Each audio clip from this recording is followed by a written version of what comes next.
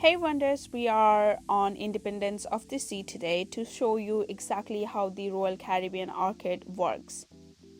If you pre-purchase arcade credit before you sell Smart Move, it's a much better deal. The best part, you don't even need to activate it.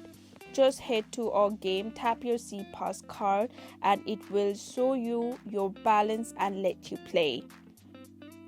Quick tip: you might see some older credit checks machine. Ignore them. They often show you $0 and can be super confusing. If you ever run into trouble, there is usually a support phone located right inside or outside the arcade.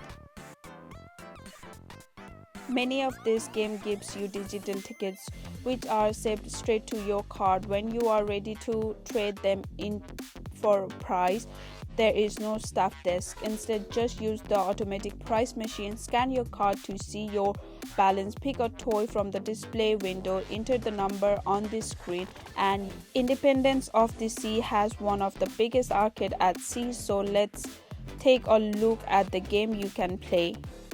Enjoy the tour and don't forget to like and subscribe.